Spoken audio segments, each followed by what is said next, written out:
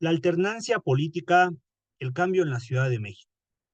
Para muchos comenzó en las elecciones por el DF de 1997, mismas que ganó el ingeniero Cuauhtémoc Cárdenas, abanderado por el Sol Azteca. Sin embargo, dicho cambio no comenzó con la llegada del primer jefe de gobierno a la ciudad, sino que hubo una serie de luchas previas y después de 1997 todavía una serie de tareas pendientes que realizar. Acompáñenos a revisar el siguiente video.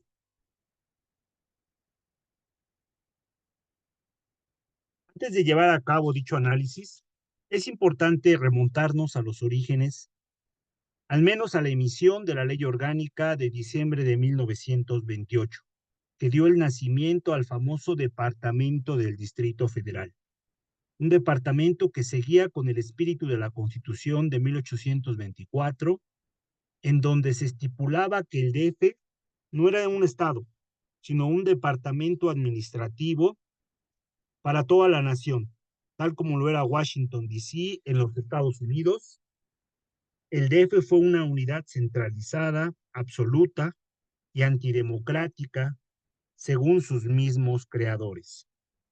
Desde tiempos del Distrito Federal, en esta ciudad se han concentrado todos los poderes de la Federación, a la par de ser la sede de residencia del mismo presidente.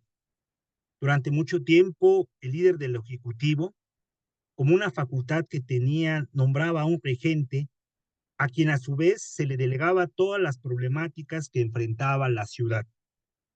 En ese entonces la elección de regente no era precisamente una acción democrática, sino más bien era a través de una designación con todo lo que implicaba la misma, es decir, el presidente en turno nombraba a su regente, tal como lo hizo Manuel Ávila Camacho con Manuel Rojo Gómez, Luis Echeverría con Octavio Sentien Gómez, entre otros. Entre los regentes del DF tenemos una lista de al menos 21 que fueron designados por los presidentes a partir de la facultad que les daba la Ley Orgánica de 1928, comenzando desde el doctor José Manuel Puig, seguido por regentes muy notables como Fernando Casas Alemán, a quien al final de su gestión tuvo el problema de la inundación de 1951. Después, pasando por el excepcional Ernesto P. Uruchurto, el regente de Hierro, y otros menos queridos y conocidos como Alfonso Corona del Rosal y Alfonso Martínez Domínguez. Y así hasta llegar a Óscar Espinosa Villarreal, último regente de la ciudad, para luego dar inicio a una nueva era, la de los jefes de gobierno. A continuación, comentaremos una serie de episodios y luchas que permitieron la transición de los regentes a los jefes de gobierno. Entre estos antecedentes de descontentos, nos remontamos a la década de los 70, en donde el DF había crecido de forma exponencial y muchos de sus habitantes demandaban una serie de servicios básicos: agua, transporte, vivienda, necesidades que medianamente eran resueltos por la regencia, dado el número de habitantes y la expansión de la ciudad. Y aunque el gobierno generó una nueva ley orgánica para extender los servicios, al final del gobierno del DF quedaba a deber a una población dinámica y en expansión, en donde cada vez eran más habitantes. El descontento capitalino se incrementaría a medida que los gobiernos de la abundancia de Luis Echeverría, José López Portillo, dejaban una deuda de crisis profunda en el país. Aunque el mayor descontento vendría tras el terremoto de 1985, pues en un recuento de los daños se tenía la cifra de más de 10,000 muertos y cientos de viviendas afectadas, en donde la población capitalina conformaría el Comité Popular de Solidaridad y Reconstrucción, integrado por muchos sectores de la sociedad, en donde el PRI y sus estructuras no tenían ya cabida.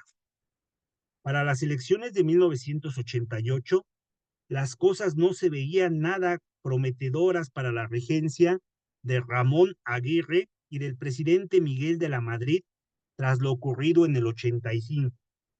A raíz de estos problemas, había un gran sector capitalino que militaba en el Frente Democrático Nacional, que representaba el bloque de oposición, mismo que en ese año las izquierdas se habían unificado en torno a la figura de Cuauhtémoc Cárdenas, hijo del general. Elección de 1998 que era prometedora para el ingeniero, pero que sería recordada por la caída del sistema. Y aunque nunca sabremos cuál fue en realidad el resultado nacional de la elección presidencial, sí sabemos que en el DF Cárdenas obtuvo el 49%, mientras que Carlos Salinas el 27% y Manuel Cloutier el 22%. Los resultados de la jornada electoral en el DF eran contundentes. El Frente Democrático Nacional había arrasado y el PRI se había ido a segundo puesto. Ante lo contradictorio de los resultados, surge la pregunta: ¿por qué el Frente Democrático no vio reflejada su victoria en diversos espacios de representación en el gobierno del DF? La respuesta tiene varias explicaciones. Primero, porque el DF no se votaba como un estado y el regente seguía siendo designado por el presidente en turno. Y segundo, porque pese al triunfo, el Frente Democrático no presentó candidaturas comunes y gracias a esta omisión, el PRI obtuvo la mayoría relativa en la primera asamblea del Distrito Federal. Y una vez en funciones, la primera asamblea, que era más plural, retomaría la lucha y su mayor resultado fue retomar la propuesta de conformar el estado de Anáhuac o el número 32, ya con la elección directa y con un congreso local y autónomo. Dicha propuesta empezó a tener eco debido a diversos factores. Primero, por una euforia del PRI, debido a los resultados de las elecciones intermedias de 1991, en donde el revolucionario institucional derrotó a sus opositores. Segundo, gracias a una vocación reformista del regente de ese entonces, Manuel Camacho Solís, quien quería democratizar la vida política en la ciudad. Y tercero, debido a un plebiscito que fue impulsado a título personal por 9 asambleístas el día 21 de marzo de 1992. Los dos primeros factores los podemos resumir en una cita de Ignacio Maraván, quien nos dice: con el capital político adquirido en las elecciones de 1991, en marzo de 1992, Manuel Camacho relanzó el tema de la reforma política de la ciudad, de México, en comparecencia ante la Asamblea de Representantes, y convocó a los partidos con representación política en la ciudad a discutir la forma de gobierno propio y representativo del Distrito Federal. Respecto al plebiscito, sabemos que un grupo de 9 asambleístas integrantes de la segunda asamblea acordaron realizar un plebiscito sobre la ciudad, en donde para el 21 de marzo de 1993, los resultados de la consulta señalaban que un porcentaje considerable de la Ciudad de México estaba a favor de que el DF fuera un estado de la federación, que tuviera un poder legislativo y que sus gobernantes fueran elegidos por voto directo. Ante los resultados del plebiscito, el presidente Carlos Salinas de Gortari daría el visto bueno a la reforma, pero impondría dos condiciones. Una, no habría elección directa del regente, sino a través de un método indirecto. Dos, se debía evitar el choque entre poderes locales, es decir, de la Ciudad de México, con los federales, por lo que dicha reforma fue enviada al Congreso en 93 y sería publicada en el Diario Oficial de la Federación el 26 de julio de 1994.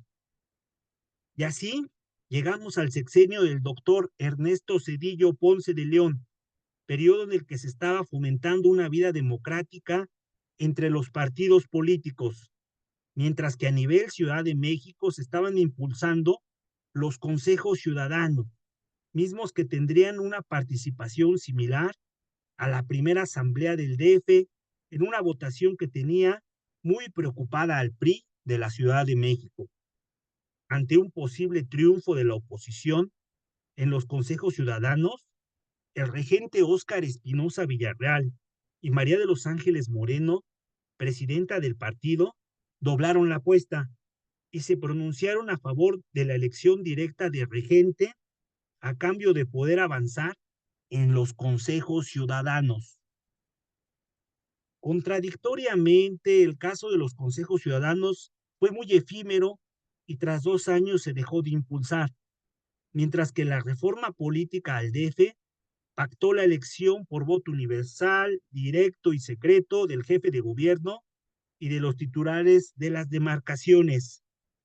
Y para el 12 de febrero del 96, las autoridades del Distrito Federal y partidos de oposición firmaron el compromiso político formal. Una vez acordada la elección del primer jefe de gobierno, en marzo de 1997, los tres principales partidos postularon a sus candidatos. El PAN postuló a Carlos Castillo Peraza, un político de gran trayectoria, un gran orador, pero con un partido sin ascendencia en la Ciudad de México. Por su parte, el PRD, partido que encabezaba a la izquierda en la capital, nombró al ingeniero Cuauhtémoc Cárdenas, hijo del expresidente, quien era además considerado como el favorito de la elección, mientras que el partido en turno, el PRI, postuló al triunfador Alfredo del Mazo, director del Infonavit en ese momento y exgobernador del Estado de México. Las elecciones del 7 de junio de 1997 fueron inéditas, ya que muchas personas de la capital salieron a votar por primera vez en su historia. Y al final de la jornada, la población capitalina expresó su descontento al partido oficial, dándole el triunfo al ingeniero Cuauhtémoc Cárdenas, mandando al PRI al segundo puesto y terminando una racha de casi 7 décadas de regentes designados, mientras que el presidente Ernesto Zedillo reconoció el triunfo de la oposición, pasando a la historia como un demócrata, pues pudo haber desconocido los resultados y robarse la elección como otros. En cambio, aceptó los cambios ocurridos para la ciudad como una forma de democratizar a los partidos políticos y a la ciudadanía. Con la victoria del PRD en 97, se terminaron los regentes designados por parte del Poder Ejecutivo y se dio paso a una nueva era, la de los jefes de gobierno, mismos que llegaron al poder por vía de las elecciones y gobernarían una Ciudad de México en oposición al Poder Ejecutivo al menos durante 27 años, pues después se volverían a alinear la presidencia y la jefatura de gobierno dentro del mismo partido. Como parte de la misma transición democrática, se acordó que a un nivel más regional, en las delegaciones, también se tenían que terminar los delegados por designación. Recordemos que los regentes nombraban a sus 16 delegados, en donde los titulares de las delegaciones podrían seguir llamándose delegados, pero ahora tendrían que llegar por vía del sufragio universal. A manera de recapitulación, podemos decir que el 7 de junio de 1997 se terminaron los regentes designados y se dio paso a la llegada de los jefes de gobierno. Y sin embargo, la autonomía del Distrito Federal sería un proceso pendiente que implicaba a futuro la creación del Estado número 32 y todo lo que implicaba, así como un poder legislativo con más autonomía y una serie de cambios que llegarían con el tiempo.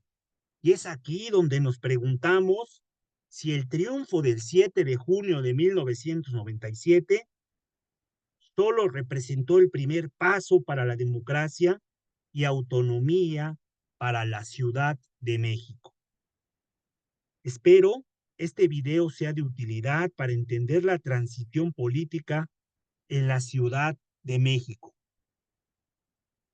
Si te gustó este video, no olvides dar un me gusta y compartirlo con tus amigos. Muchas gracias.